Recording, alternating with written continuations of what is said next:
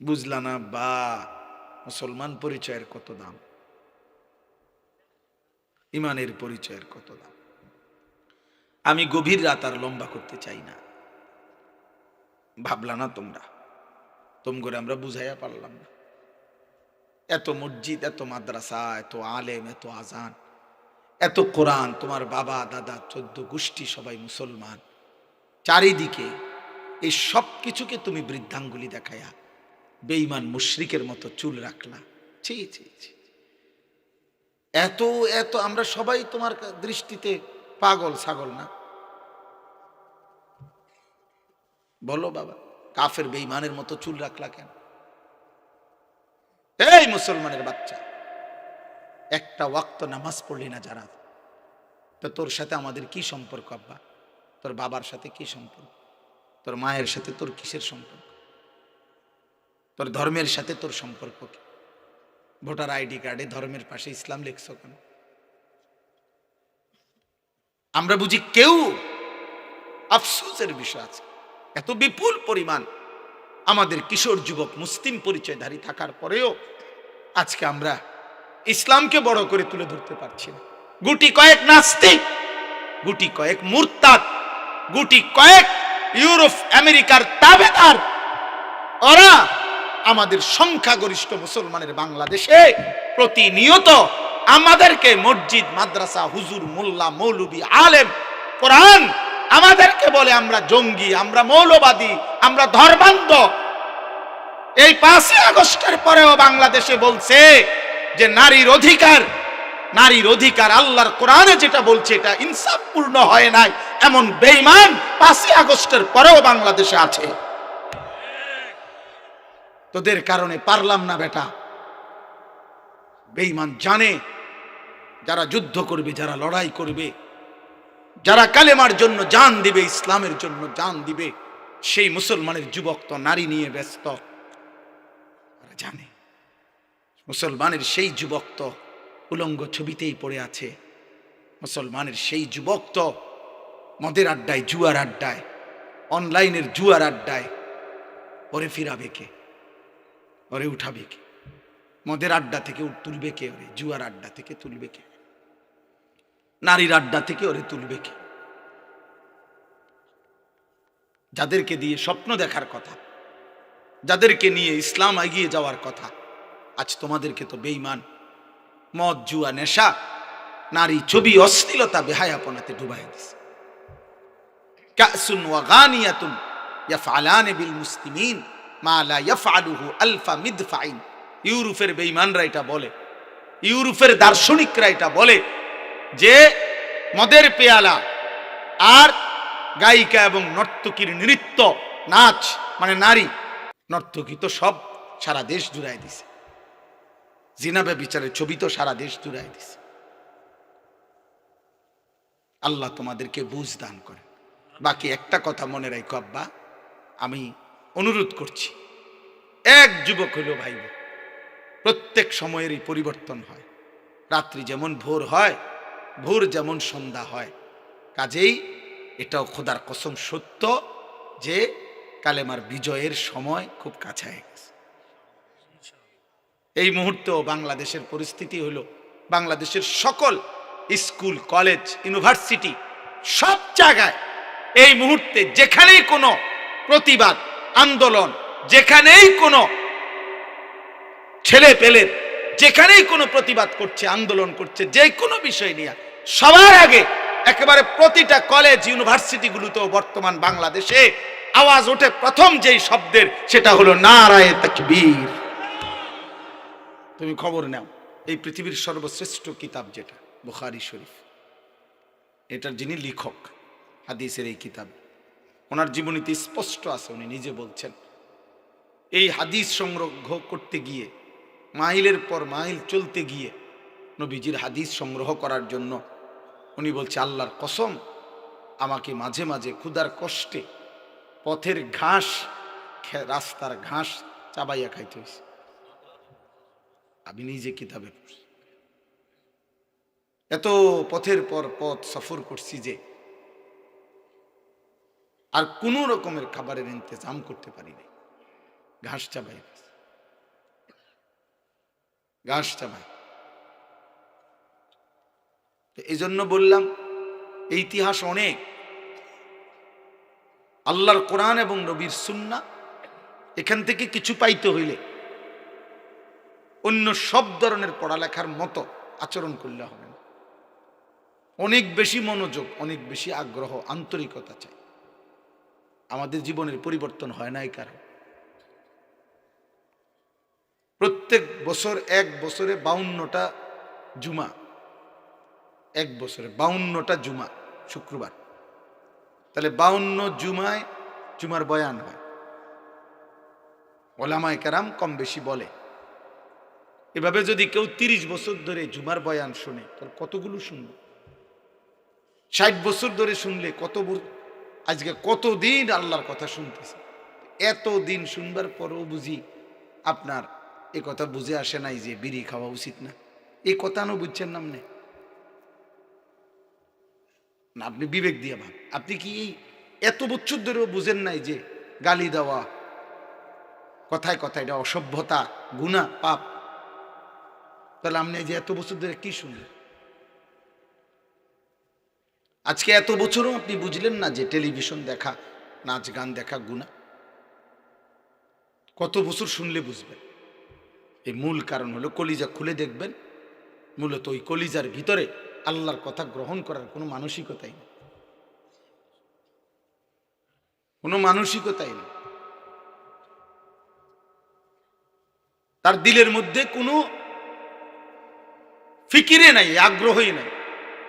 হাদিসের মধ্যে আছে, আল্লাহর নবী সাল্লাল্লাহু আলাইহি ওয়াসাল্লাম বলছেন, কিছু মানুষের দিল গাফলতি আর অবাধ্যতা করতে করতে কালকুজে মিরবাদান, এই নবীজি উদাহরণ দিয়া বলছে, সেটা এমন একটা কলস, এমন একটা পাত্র, পাতিল, কলসির মতো হয়ে যায় যেটা এরকম উল্টানো। এটা দেখাইলাম আর কিটা দিয়ে, এটা উল্টানো কলসের ন্যায় তার দিল হয়ে যায়।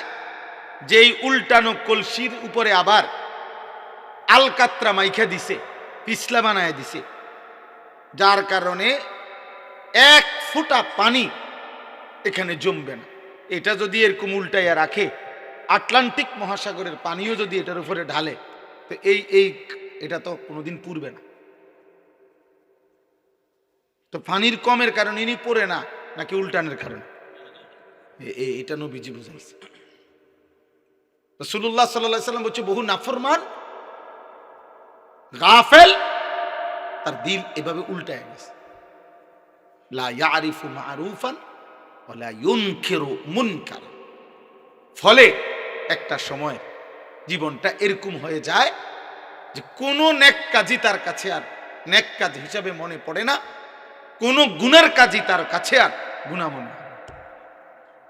হাসতে হাসতে স্বাভাবিক মুডে, একদম স্বাভাবিকভাবে বিড়ি সিগারেট খাইতেছে, গালিগালাজ করতেছে, টেলিভিশন দেখতেছে, মানে একেবারে সহজ, এক হাতে বিড়ি, আরেক দিকে নর্তকী নাচ, আর যে মুখের মধ্যে অশ্রাব্য গালিগালাজ।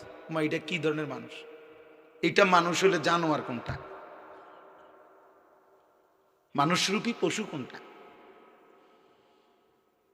পশু কোনটা? তাই বলে পরিচয় দিচ্ছে আমি মুসলমান, আইডি কার্ডেও লেখা ধর্ম ইসলাম, জন্ম নিবন্ধন সনদেও লেখা ধর্ম ইসলাম, কিন্তু মাথার চুল থেকে পায়ের নখ পর্যন্ত কোনো নমুনাও না। কিরে, তোর আল্লাহ কই, নামাজ কই, সেজদা কই, তোর পাক কই, না পাক কই? তুই যে রাস্তার পাশে কুত্তার মতো পেশাব করে পানি নাও না, তো কুত্তার তোর মধ্যে ব্যবধান কি? বেটা, জানোয়ারের মাঝে তফাৎ কোথায়? তো তুমি না বলে মুসলমান, হ্যাঁ, চিহ্ন কোথায়? কথা বলেন না।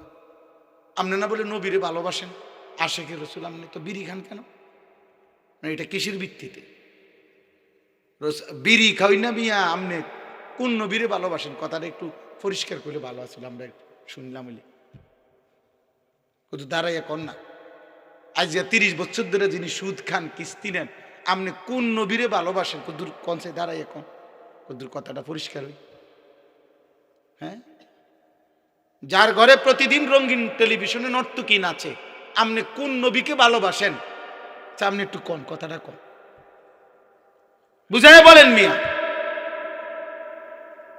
এজন্য বললাম, দিল যদি উল্টে যায় খোদার লানত পড়ে যায়। এবার আর আটলান্টিক মহারে কিসের প্রধান বক্তা, প্রধান আকর্ষণ আশরাফি কি আর আবু হানিফ কি? সারা পৃথিবীর মৌলবী বেটা তোমারে বাইটটা দিল তো তোমার কলিজা নড়বে না।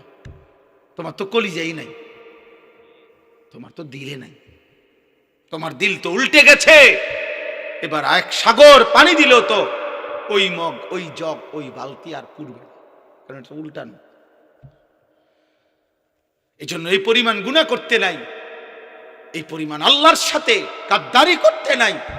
আল্লাহ বলবে দুনিয়া তো চালাই দেবো বান্দা, কিন্তু দিল উল্টায় দেব। ওয়ালামু আন্নাল্লাহা ইয়াহুলু বাইনাল মারই ওয়া কলবি, কোরআন শরীফের আয়াত, সূরা আনফালের আয়াত। ইয়া আইয়ুহাল্লাযীনা আমানুস্তাজীবু লিল্লাহি ওয়া লির-রাসূলি ইযা দাআকুম লিমা ইউহয়িকুম। আল্লাহ বলেন, হে ঈমানদার, আল্লাহ এবং তার রাসূল যখনই আহ্বান করে ডাকে ইবাদত, আমল, সেজদা, বন্দেগীর জন্য তৎক্ষণাৎ সাড়া দিও, নগদ জবাব দিও। আল্লাহর ডাকে, নবীর ডাকে। কেন? লিমা ইউহয়িকুম, তাহলে আল্লাহর ডাকে সাড়া দিলে, নবীর ডাকে সাড়া দিলে, এই আহ্বান গ্রহণ করলে জীবন পাবে, জীবন, হায়াত পাবে, লাইফ হবে, জীবন পাবে। আল্লাহ বলেন দেরি করো না। কেন? হতে পারে আমি আল্লাহ ডাক দেওয়ার পরে দেরি করার কারণে আমি আল্লাহ তোমার মাঝে আর আমার আহ্বানের মাঝে, তোমার অন্তরের মাঝখানে আমি ব্যবধান করে দেব। তুমি মনে করছিলা কালকের থেকে ভালো হয়ে যাইবা, আমি সিদ্ধান্ত দিয়ে দিলাম আজকে রাইতে কবরে যাইবা।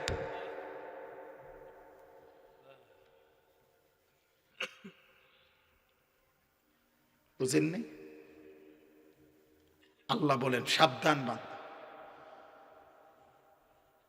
এমন যেন না হয় তোমার ইচ্ছা আগ্রহ আর আমার ফয়সালা ভিন্ন।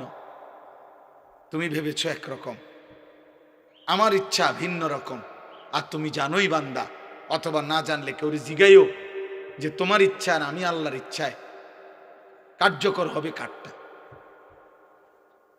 কথা বলে না? কার ফয়সালাটা কার্যকর হবে, কার সিদ্ধান্তটা কার্যকর হবে? তাই রে, এই জন্য আমি গভীর রাতে প্রথম কথা এটা বললাম। আমি এটা বুঝাইতে চাইলাম যে একটা বাচ্চা 30 পারা কোরআনের হাফেজ হয় নাই, আপনি এটা বুঝেনও নাই।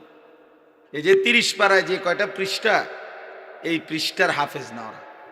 এই এক একটা পৃষ্ঠা কত হাজার বার, কত শতবার পড়তে হইছে আপনি জানেন, কত হাজার বার পড়তে হইছে। একবার সবক দিতে হয়, একবার আমুক্তা শুনাইতে হয়, একবার সাত সবক শুনাইতে হয়। কত ভাবে আপনারা হেফস খানার এগুলো বুঝতে নেন, কেমনে হাফেজ হয় আপনি বুঝতে নেন। আমি বললাম আপনি তো এমন সুন্দর লাগছে, এতে ফাগরি মাতার দিছে, হ্যাঁ আমার প্রতি হাফেজ যুদ্ধ করেন, হাফেজ হয়েছে। আপনি জানেন এর পিছনে কত রক্ত পানি হয়েছে।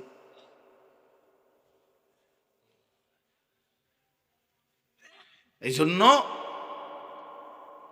এটা অনেক বড় নিয়ামত, অনেক বড় নিয়ামত। এই জন্য আমি প্রথম এটা বলি, আল্লাহর কোরআন, নবীর সুন্নাহ কারো জীবনে আসা, কারো কলিজায় আসা, খোদার কসম এই পৃথিবী যদি কাউকে আল্লাহ তাআলা দুনিয়ার সম্পদ আরো লক্ষবারও দেয়, এর বিনিময়ে কোরআনুল কারীমের এক অক্ষর আল্লাহ যাকে দেয়, আল্লাহর কসম দুনিয়া হাজারবার লাখবার পাওয়ার চাইতে কোরআনের এক অক্ষরের দাম অনেক বেশি, অনেক বেশি, অনেক বেশি। আপনি আন্দাজ, আমি তো আন্দাজ। আরে নবীজি বলছে, নবী সাল্লাল্লাহু আলাইহি সাল্লাম বলছে, আপনারা উদাহরণটা শুনেন তাহলে বুঝবেন, আপনারা ওইটা জানেন, তাকে আমি বলি এমনি বুঝাইয়া। নবীজি বলছেন, মান কারা আল কোরআন ওয়া আমিলা বিমা ফিহি, যে ব্যক্তি আল্লাহর কোরআন শিখলো অতঃপর তদনুযায়ী চললো, আমল করলো। এই জন্য তালেব ইলম যারা তোমরা দোস্ত, তোমরাও নিয়ত করবা যে আল্লাহ তাআলা জীবন ভর যেন কোরআনের ইজ্জত ধরে রাখার তৌফিক দেয়। যেন পৃথিবী কোনো দিন তোমার কারণে যেন কোরআন লজ্জিত না হয় যে কিরে হাফেজ সাহেব হইয়া তুই অনেরুম করস কা, হাফেজ সাহেব হইয়া তুই মোবাইল টিপস কেন, হাফেজ সাহেব হইয়া তুই ফতে ফতে টোটো করে গরুস কেন, হাফেজ সাহেব হইয়া দুষ্ট শয়তান বন্ধুদের সাথে চলস কেন, এটা যেন কেউ না বলে। এজন্য হাফেজ কোরআন ছেলে তোমাদেরকেও বলবো। তো চলেন, আল্লাহর নবী বলেন মান কারা আল কোরআন ও আমিলা ফিমা ফিহি, যে কোরআন শিখলো, কোরআন অনুযায়ী চললো, উলবিসা ওয়ালিদাহু তাজান ইয়াউমাল কিয়ামা, আল্লাহ তাআলার নবী বলেন আল্লাহ তাআলা কিয়ামতের দিন তার বাবা মার মাথায় এমন নূরের আলোকিত মুকুট পরাবেন, এমন প্রখর আলোকিত মুকুট পরাবেন ওই মা বাবার মাথায়। এই কথাটার আলোটা কেমন হবে এটা নবীজি একটা আশ্চর্য উদাহরণ দিছে, আজীব উদাহরণ দিছে যে কেমন মুকুটের আলোটা, যেমন এই লাইটেরও তো একটা আলো আছে, কিন্তু ওই মুকুটের আলো কেমন হবে। দাউহু আহসানু মিন দাউইশ শামস লাউ কানাত ফি বুয়ুতিকুমুদ দুনিয়া। এটা আমি এমনি বুঝাই, আপনারা বুঝবেন। এখান থেকে বিজ্ঞানের গবেষণায় এই জমিন থেকে সূর্য লক্ষ লক্ষ মাইল দূরে, কত লক্ষ মাইল দূরে এই সূর্যটা আলো দিলে প্রখর রৌদ্রের তাপে সূর্যের আলোতে আমাদের ঘাম বাইতে থাকে, আর কি পরিমাণ তীব্র আলো হয় যে মাঝে মাঝে প্রখর সূর্যের দিকে তাকানো যায় না। আর মরুভূমিতে আরো ভয়ঙ্কর, আরো বেশি তীব্র। এবার আপনি কল্পনা করেন, নবীজি সাল্লাল্লাহু আলাইহি সাল্লাম এটা বুঝাইছে, মনে করেন এই যে প্যান্ডেলটা, ওই যে মুখটা যেখান দিয়ে ঢুকছিলাম আমরা, এটা সহ একদম এটাকে আটকায় ফেলছে, মানে এক ফোঁটা আলো বাইরে যাওয়ার কোনো সিস্টেম নেই। কথা বুঝছেন কিনা? এটাকে এইভাবে বানানো হয়েছে, মনে করেন, মানে কল্পনা করেন। নবীজি এটা উদাহরণ দিছেন যে ধরে নাও তোমাদের একটি ঘর, যেই ঘরে এক বিন্দু আলো ভিতর থেকে বাইরেও যেতে পারে না, বাহির থেকে ভিতরেও ঢুকতে পারে না, এরকম একটি ঘরের ভিতরে আসমানের ওই সূর্যটা যদি এটার ভিতরে জ্বালানো হয়, সুবহানাল্লাহ, এই লাউ কানাতিশ শামসু ফি বুয়ুতিকুমুদ দুনিয়া, যদি সূর্যটি রাখা হতো তোমাদের দুনিয়ার ঘরের ভিতরে, তাহলে এই আবদ্ধ ঘরে এই সূর্যটা যদি জ্বালানো হইতো, যেই আলোটা হতো, তুমি ভাবো তো সেটা কেমন আলো। বলেন এটা কি আলো? বুঝছেন না হিসাবটা? আল্লাহর নবী বলেন এমন তীব্র প্রখর আলো ওই মুকুটের হবে যেটা মা বাবাকে পড়ানো। এবার নবীজি বলেন, এই পরের লাইনটা বলার জন্য মূলত বলছি, নবীজি বলেন ফামা যান্নুকুম বিল্লাযী আমিলা বিহাযা, অতএব উম্মত, যদি বাবা মার মুকুটের সৌন্দর্য উজ্জ্বলতা যদি এমন হয়, এবার তুমি আন্দাজ করো, আমি নবী আর বলতে পারলাম না, নবী নিজে বলতেছে, তুমি আন্দাজ করো যে কোরআন যে পড়ছে, যে কোরআন মতো চলছে, ওই হাফেজে কোরআনকে এবার আল্লাহ কি সম্মান দিবে, কি মর্যাদা দিবে, কি আলোকিত করবে, এবার তুমি কও। যদি বাবার মুকুট এমন হয়, যদি মায়ের মুকুট এমন হয়, তো ওরটা কি দেবে? সুবহানাল্লাহ। এজন্য এক মুমিনের জীবনের স্বপ্ন এটা, এই জবানের হক এটা, রবের কালাম পড়া। এই জন্য আমার তো ব্যক্তিগত কথা, সবসময় আমি এটা বলি, যে জিব্বা মুসলিম পরিচয় দেওয়ার পরে যে মুসলমান এই জিব্বা দিয়ে, আল্লাহর দেওয়া জবান দিয়ে আল্লাহর কোরআনের একটা পৃষ্ঠা সাইয়া সাইয়াও শুদ্ধ পড়তে পারে না, ওই মিয়া বোবা। আমি বললাম আপনার মূলত কোনো জবান নেই, আপনি বোবা হইলেই সার্থ, আপনি তো হুদা ভাতে খান, আপনি শুধু ঘুমে যান, আপনি শুধু পেশাব পায়খানা করেন, আপনি শুধু দুনিয়া কামাই করেন, আপনি শুধু দুনিয়া ভোগ করেন। আপনার এই জিব্বা না হইলেও চলতো, কারণ বাস্তবিক অর্থেই যারা বোবা ওরাও দুনিয়া প্রতিনিয়ত ভোগ করে। বোবা মানুষও ভাত খায়, বোবা মানুষও পেশাব করে, বোবা মানুষও পায়খানায় যায়, বোবা মানুষও ঘুম যায়, বোবা মানুষও বিয়ে করে, বোবা মানুষেরও জিভূত হয়, বোবা মানুষেরও বিল্ডিং আছে।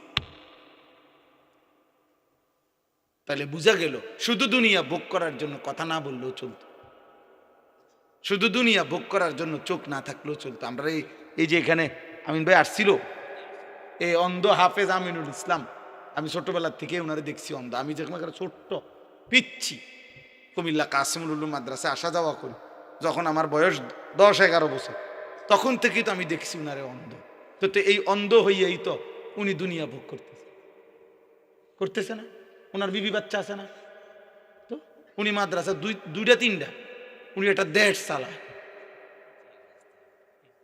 উনি বোঝে যা, ওই আমি আবু হানিফের মতো এরকম 2-4 হুজুর আরো বোঝেন, বহুত সময় লাগবে। সারা বিশ্বের মাথা অন্ধ মানুষ, কারো কোনো নাম্বারটা পর্যন্ত, মোবাইল নাম্বার একবার শুনলে অটোমেটিক দেখছেন না, 2-3টা মোবাইল। আলহামদুলিল্লাহ, বুঝাইতে চাইলাম চোখ না দেখা মানুষটাও তো দুনিয়া কি করছে। তাইলে আল্লাহ তাআলা আপনাকে এমন একটা চোখ দিলেন। হায় মুসলমান, এই মুসলমান, 30 বছরে তুমি তোমার রবের কালাম দেখলে না?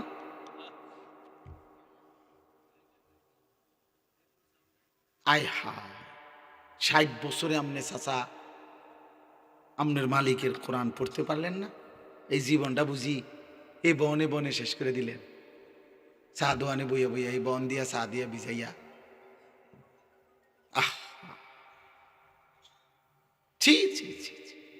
অসংখ্য বুড়া মানুষ, হাইসা কি লাভ? অসংখ্য বুড়া মানুষের জিন্দিগিটা তো শেষ বয়সটা উনি চা দোকানের সাথে চুক্তি করে নিছে, ওয়াকফ করে দিছে চা দোকানদার, যে তোমার যে একটা চিকন টুল, এটা বইয়েও তো কোনো আরাম নাই, এটা একটা সোফা হইতো তা তো মন্ডারে বুঝাইতাম।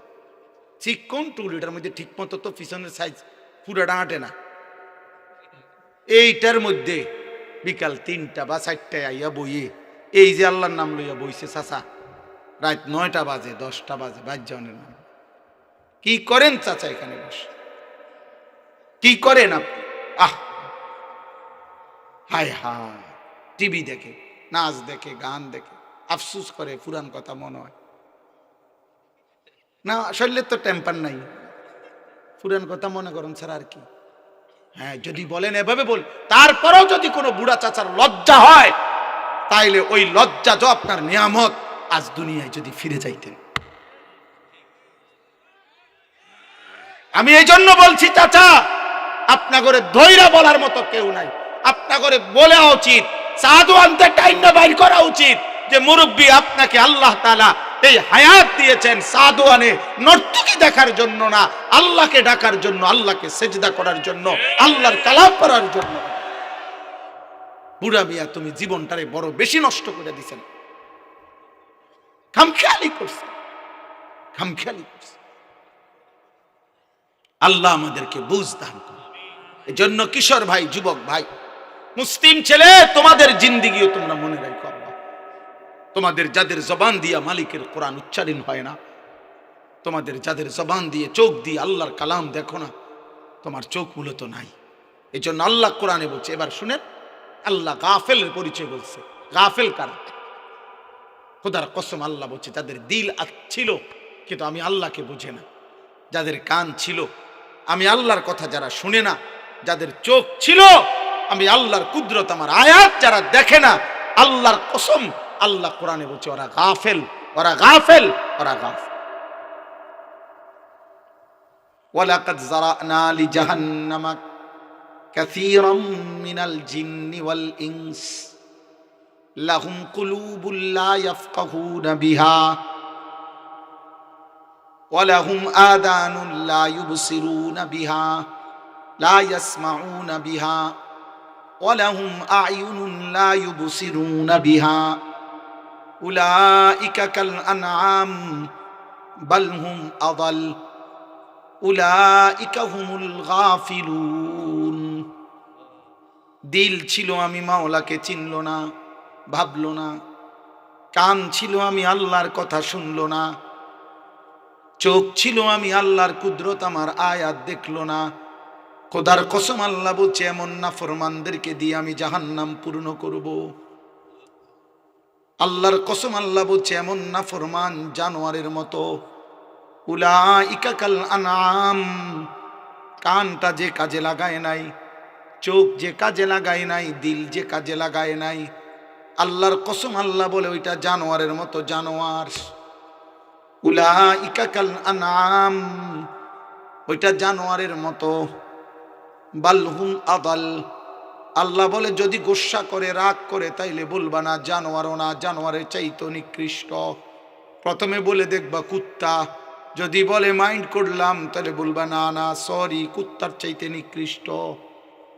যদি প্রথম বলবা শুকর, যদি চোখ দেখো যে মাইন্ড করছে শুকর বলাতে, তাইলে বলবা শুকরের চাইতে নিকৃষ্ট।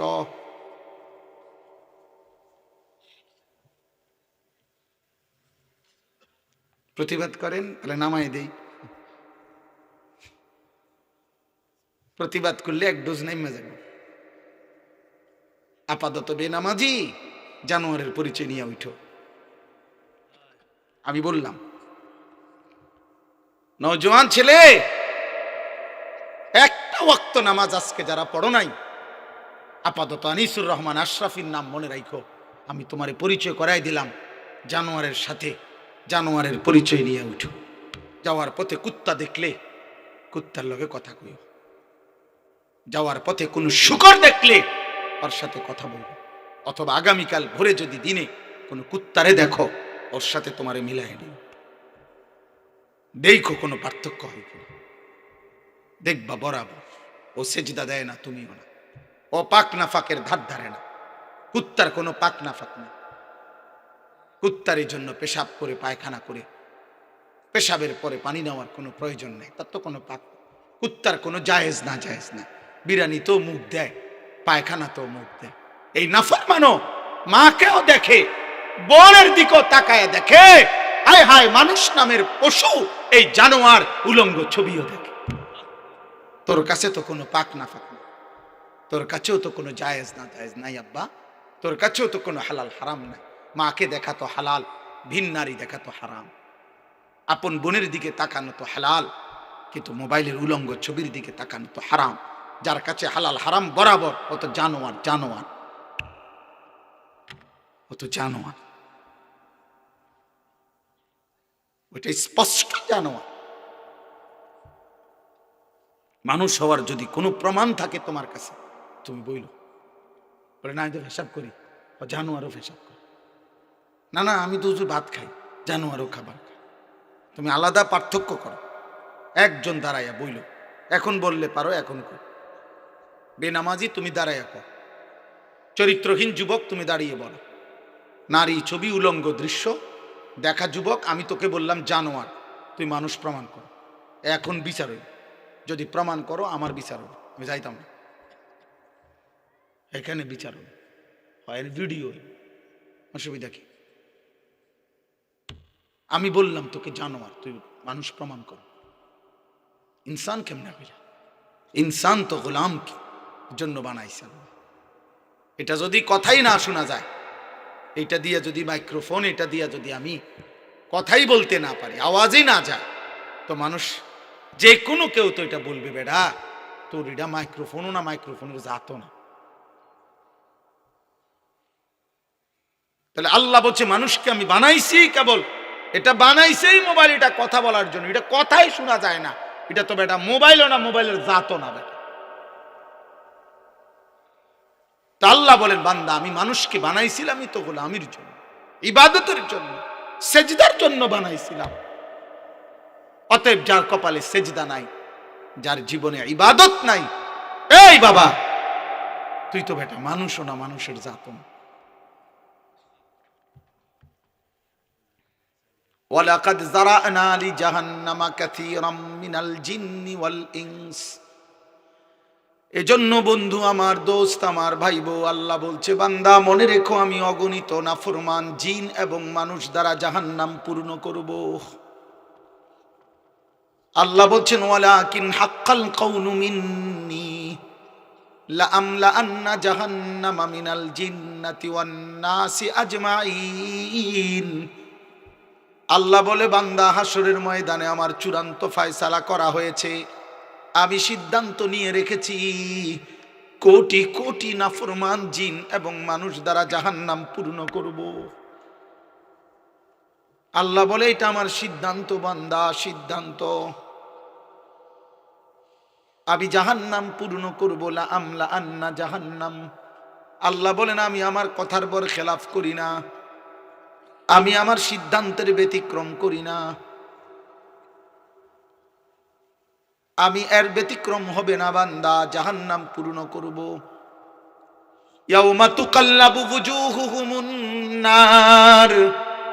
আল্লাহ বলে শোন বান্দা, জাহান্নামের আগুনে, দুনিয়ার কড়াইয়ার উত্তপ্ত তেলের মধ্যে মা বোন যেমনে তরকারি মাছ যেমনে এই পিঠ ওই পিঠ করে উলট পালট করে ভাজতে থাকে, আল্লাহর কসম আল্লাহ বলে বান্দা জাহান্নামের আগুনে তোর চেহারা তোর দেহ এমন উলট পালট করে পোড়াইতে থাকবে।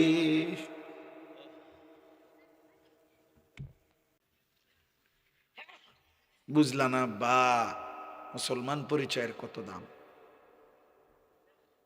ইমানের পরিচয়ের কত দাম। আমি গভীর রাত আর লম্বা করতে চাই না। ভাবলা না তোমরা, তোমরা আমরা বুঝাইয়া পারলাম না। এত মসজিদ, এত মাদ্রাসা, এত আলেম, এত আজান, এত কোরআন, তোমার বাবা দাদা 14 গোষ্ঠী সবাই মুসলমান, চারিদিকে এই সব কিছুকে তুমি বৃদ্ধাঙ্গুলি দেখাইয়া বেঈমান মুশরিকের মতো চুল রাখলা। ছি ছি ছি। এত এত আমরা সবাই তোমার দৃষ্টিতে পাগল ছাগল না? বলো বাবা, কাফের বেঈমানের মতো চুল রাখলা কেন? এই মুসলমানের বাচ্চা, একটা ওয়াক্ত নামাজ পড়লি না যারা, তো তোর সাথে আমাদের কি সম্পর্ক? আব্বা তোর বাবার সাথে কি সম্পর্ক? তোর মায়ের সাথে তোর কিসের সম্পর্ক? তোর ধর্মের সাথে তোর সম্পর্ক কি? ভোটার আইডি কার্ডে ধর্মের পাশে ইসলাম লিখছ কেন? আমরা বুঝি কেউ? আফসোসের বিষয় আছে, এত বিপুল পরিমাণ আমাদের কিশোর যুবক মুসলিম পরিচয়ধারী থাকার পরেও আজকে আমরা ইসলামকে বড় করে তুলে ধরতে পারছি না। গুটি কয়েক নাস্তিক, গুটি কয়েক মুরতাদ, গুটি কয়েক ইউরোপ আমেরিকার তাবেদার, ওরা আমাদের সংখ্যাগরিষ্ঠ মুসলমানের বাংলাদেশে প্রতিনিয়ত আমাদেরকে মসজিদ মাদ্রাসা হুজুর মোল্লা মৌলবী আলেম কোরআন আমাদেরকে বলে আমরা জঙ্গি, আমরা মৌলবাদী, আমরা ধর্মান্ধ।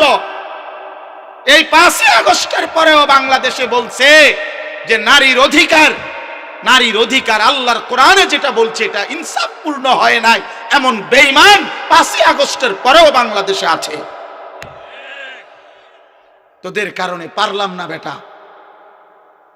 বেঈমান জানে যারা যুদ্ধ করবে, যারা লড়াই করবে, যারা কালেমার জন্য জান দিবে, ইসলামের জন্য জান দিবে, সেই মুসলমানের যুবক তো নারী নিয়ে ব্যস্ত।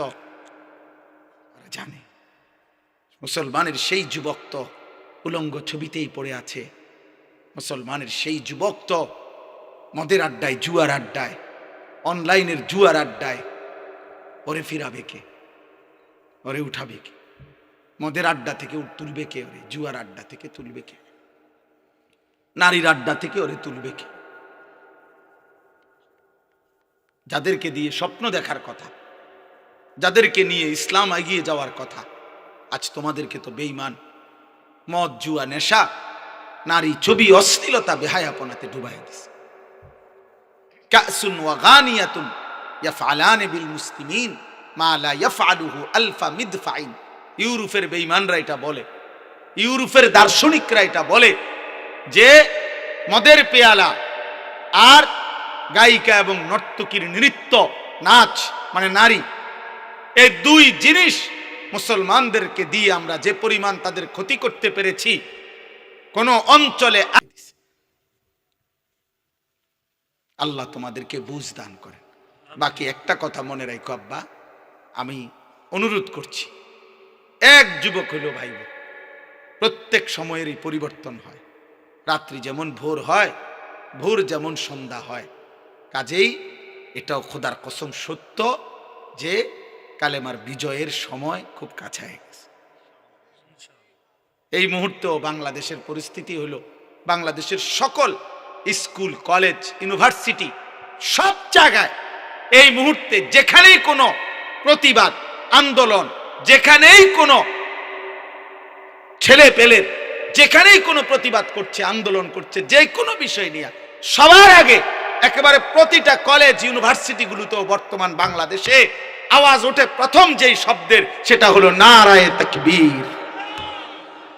তুমি খবর নাও, এই মুহূর্তে বাংলাদেশের চিত্র এটা। আমরাও খবর নাই, আমরা তো দেশে থাই, আমাদের দেশে থাই না। প্রতিদিন লক্ষ কোটি ইমানদার যুবক, ছেলে মেয়ে পর্যন্ত প্রতিদিন এখন প্রথম আওয়াজ নারায়ে তাকবীর। এখন শব্দ ইনকিলাব জিন্দাবাদ। ইনকিলাব, হাদির রক্ত বৃথা যাবে না, তার প্রতি ফোঁটা রক্ত থেকে ইনকিলাব হবে ইনশাআল্লাহ। দেখো, তোমরা দেখো, আল্লাহ তোমরা হায়াত দাও, তোমরা দেখবা ইনশাআল্লাহ।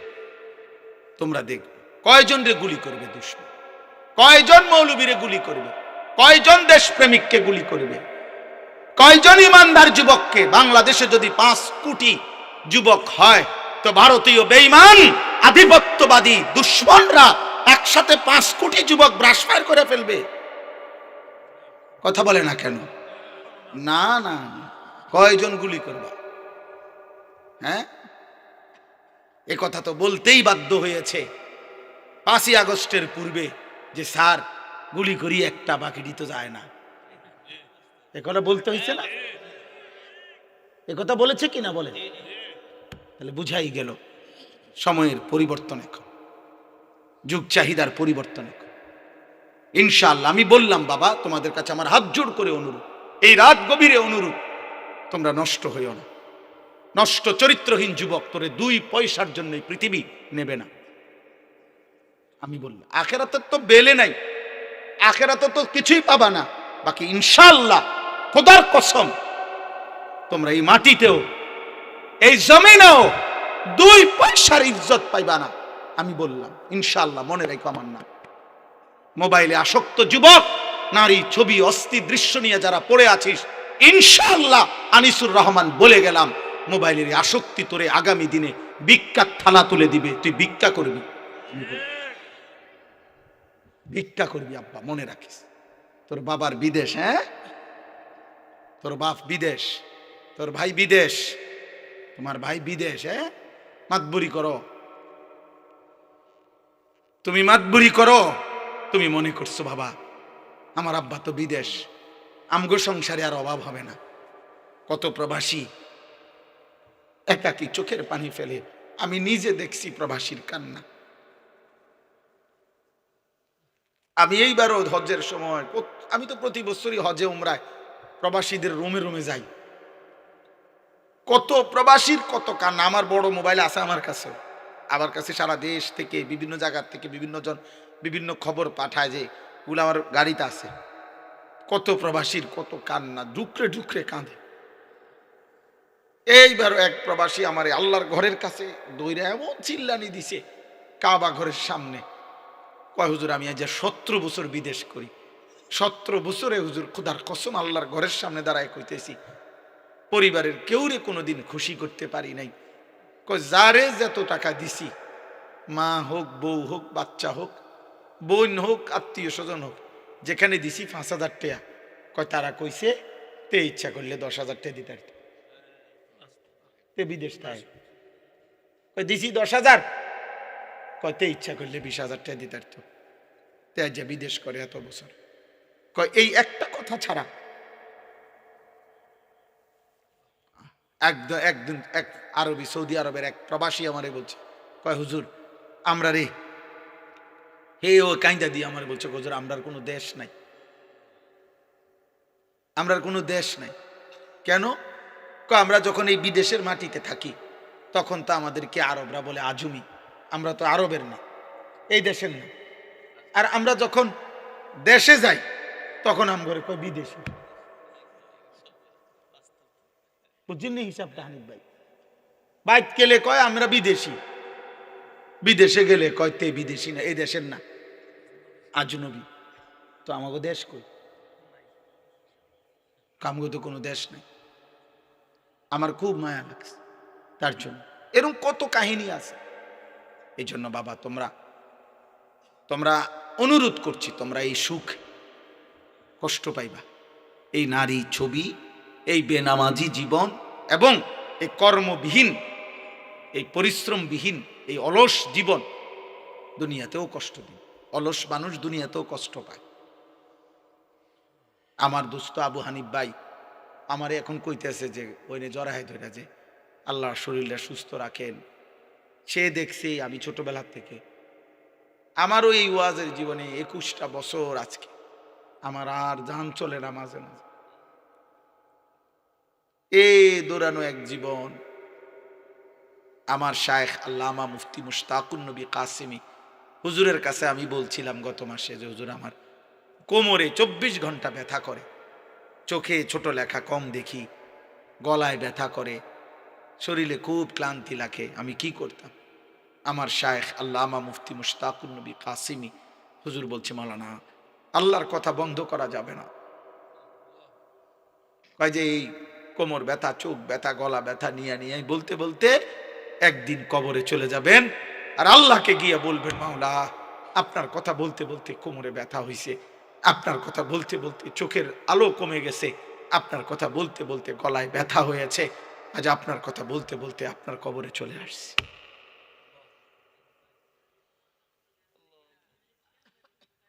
এজন্য দোস্ত, আমি ব্যক্তিগতভাবে কোনো প্রার্থী না, আমি কোনো নির্বাচনে দাঁড়াইছি না, আমার কোনো মার্কা নাই। থাক থাক, কেউ কথা বলেন না, বাহিরের কারণে চিন্তা করবো না, সাবধান, একদম চুপ। এটাও শয়তানের ওয়াসওয়াসা।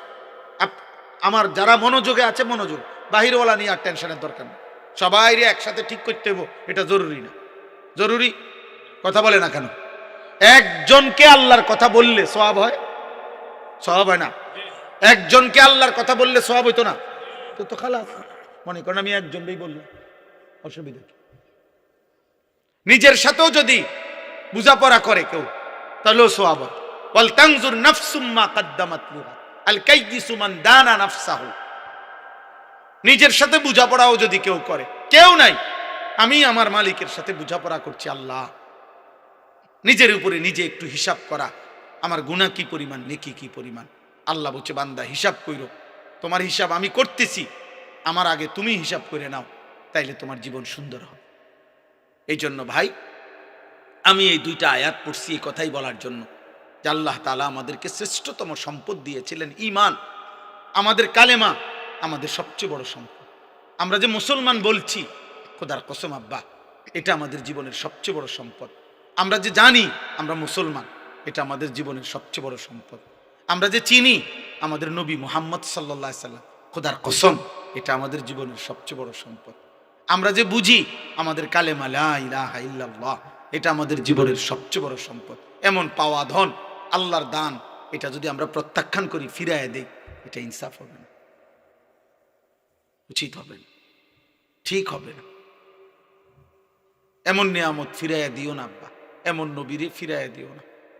23 বছর নবী যেন তোমারে বলছে, উম্মত আমি একটা সুন্নাত, আমার একটা সুন্নাত আমি বলে গেছি, তুমি আমার এগুলা ফিরাই দিও। মেসওয়াক ফিরাই দিলা, তো কার সুন্নাত ফিরাই দিলা? দাড়ি ফিরাই দিলা, কারে প্রত্যাখ্যান করলা? কারে প্রত্যাখ্যান করলাম? নবী সাল্লাল্লাহু আলাইহি ওয়াসাল্লামকে প্রত্যাখ্যান করলাম।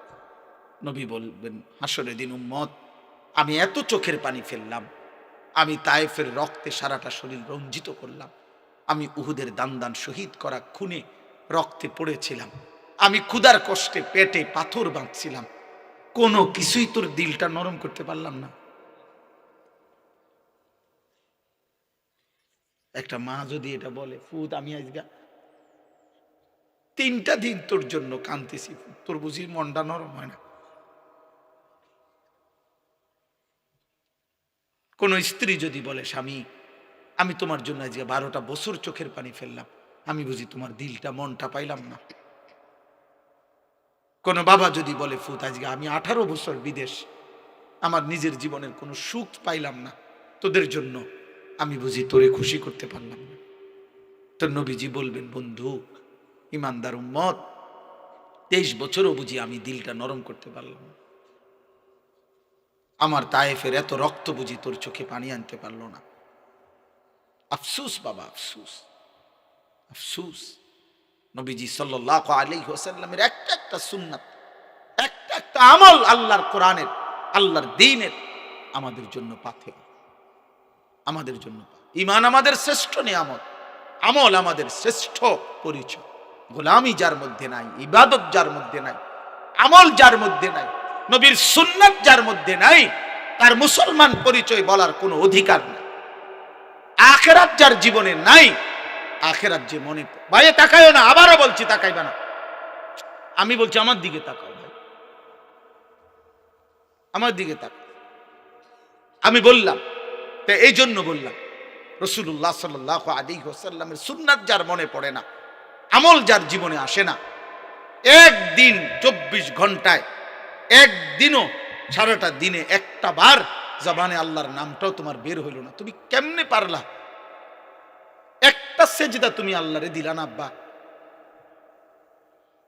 হায় হায়, তোমরা যারা ছেলেরা একটা নামাজ আজকের সারাদিনে এক ওয়াক্ত নামাজ পড়ো, তুই আমার কাছে আয় আব্বা, তোরে জড়ায় ধরে একটু কাঁদি।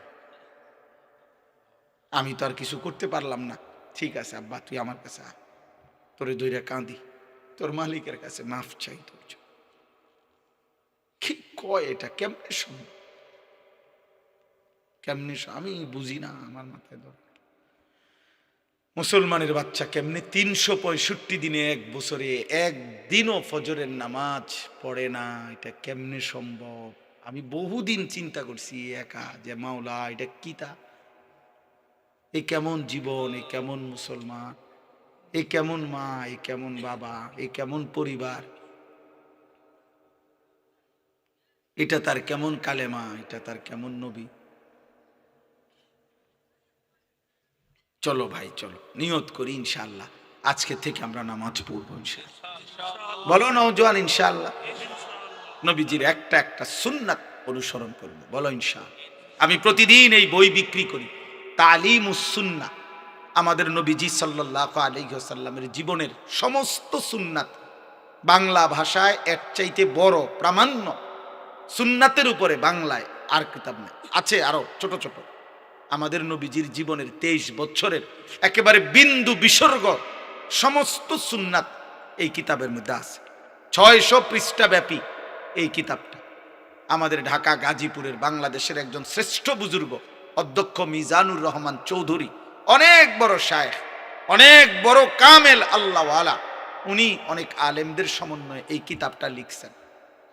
তালিমুস সুন্নাহ, নবীজির সুন্নাতের উপর, অনেক সুন্দর। আমি ব্যক্তিগতভাবে সুন্নাত শিখার জন্য, জানার জন্য এটা পড়ি। আমি আজকে 3 মাস 4 মাস ধরে হজরতের কাছ থেকে এগুলা কিতাব আইনা বিক্রি করি আমার সাদা গাড়িতে 400 টাকা মূল্যে, একটা আশায় বিক্রি করি। 1 টাকাও এই পর্যন্ত এখান থেকে কোনো বিক্রি, অনেক বই বিক্রি করছি প্রায় 2500-এর উপর, কিন্তু আমি 1 টাকা, 1 ছিদ্র পয়সাও ব্যক্তিগত আমি নেই। আমি একটা আশায় বিক্রি করি যে উম্মতের ঘরে ঘরে নবীজির একটা সুন্নাতের বই পৌঁছুক। যখন যার সুযোগ হয়, হইতে পারে কোনো মা, চাচি, বোন কেউ একটা পৃষ্ঠা উল্টাবে, নবীজির একটা সুন্নাত দেখবে, হয়তো আমল নসিব হইবে।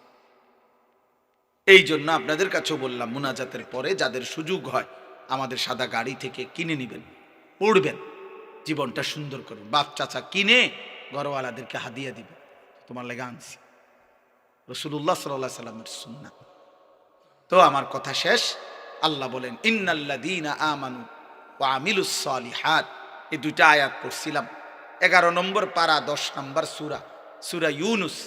এই 2 আয়াতের তরজমা এটাই। আল্লাহ বলেন যারা পূর্ণ ঈমানদার হয়েছে এবং সবগুলো নেক আমল করেছে, আল্লাহ বলেন আমি আল্লাহ ওয়াদা দিলাম ঈমান আমলের বরকতে ঝর্ণা ধারা বেষ্টিত নেয়ামতে ভরা জান্নাতে আমি আল্লাহ ঈমানওয়ালা আমলওয়ালা বান্দাকে আমি নিজে পৌঁছাই দিয়ে আসব। ইয়াহদিহিম রাব্বুহুম, আমি দিয়ে আমবান, তোকে আমি পৌঁছাই দেব। দাওয়াহুম ফিহা, আমার বান্দা যখন জান্নাতে ঢুকবে তার মুখে তখন একটাই আহ্বান, একটাই আওয়াজ, সুবহানাকাল্লাহুম্মা। আল্লাহ আপনার পবিত্রতা বর্ণনা করছি, এত বড় জান্নাত আপনি দিছেন আমার। ওয়া তাহিয়াতুহুম ফিহা সালাম। আর আল্লাহ বলে জান্নাতি বান্দারা যখন জান্নাতে ঢুকবে, যে যাকে দেখবে শুধু কইবে সালাম সালাম, শান্তি শান্তি। দোস্ত আমরাও শান্তি, আমিও শান্তি। দোস্ত আপনিও পেরেশানি মুক্ত, আমিও পেরেশানি মুক্ত। দোস্ত আমনেরও হুর লাখ লাখ, আমারও লাখ লাখ। দোস্ত আমারও নেয়ামত ভরা, আপনারও নেয়ামত ভরা।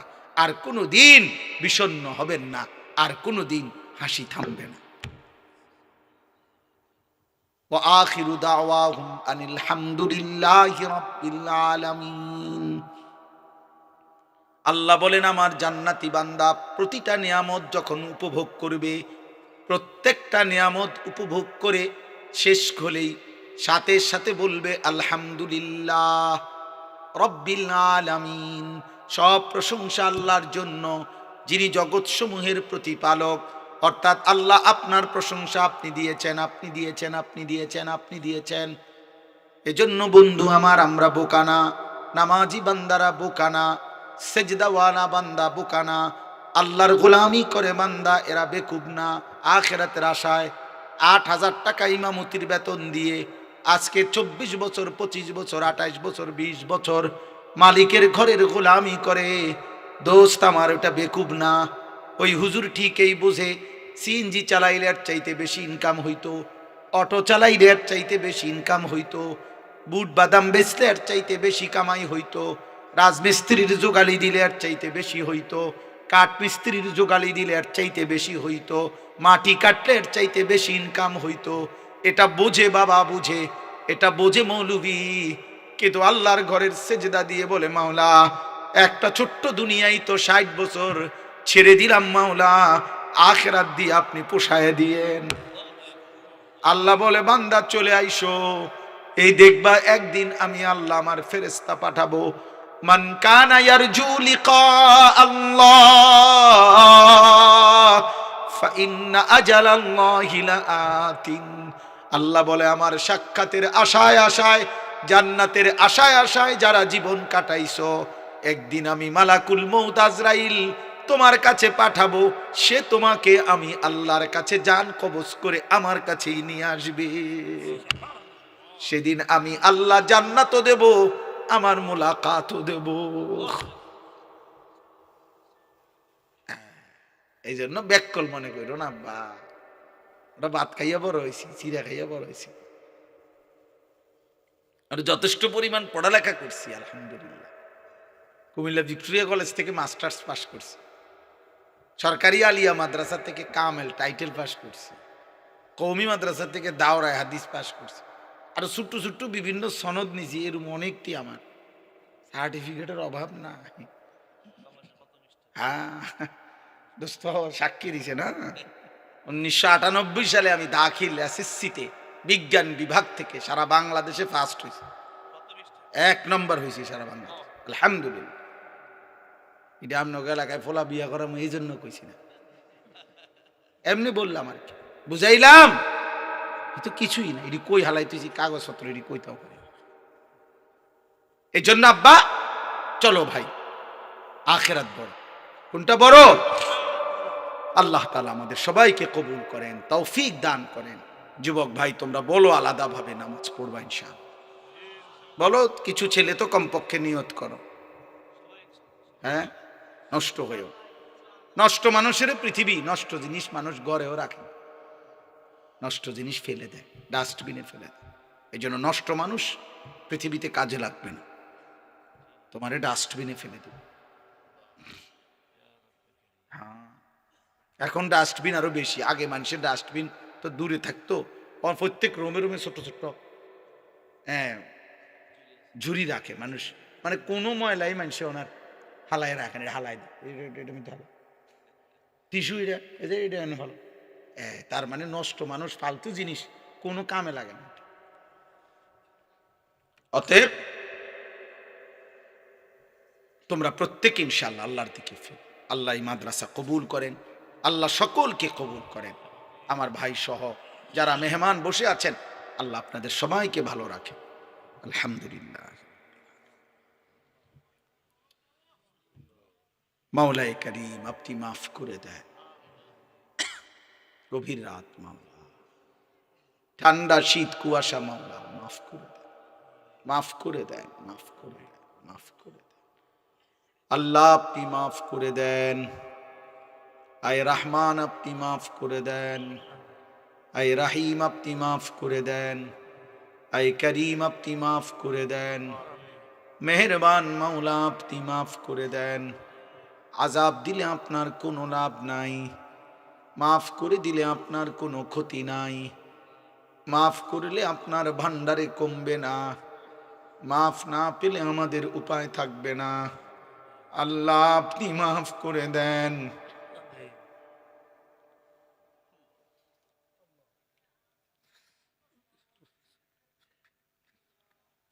হাত গভীরে মাফ করে দে। সারাদিনের ক্লান্ত শরীর নিয়ে মাওলা হাত উঠাইলাম,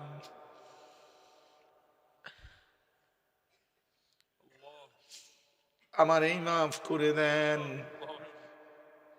আমার একটা একটা জওয়ান ছেলেদেরকে মাফ করে দেন। আল্লাহ মুসলমানের সন্তান ইসলামের জন্য ফিরায় দেন। ইমানদারের সন্তান কালেমার জন্য ফিরায় দেন, কোরআনের জন্য ফিরায় দেন।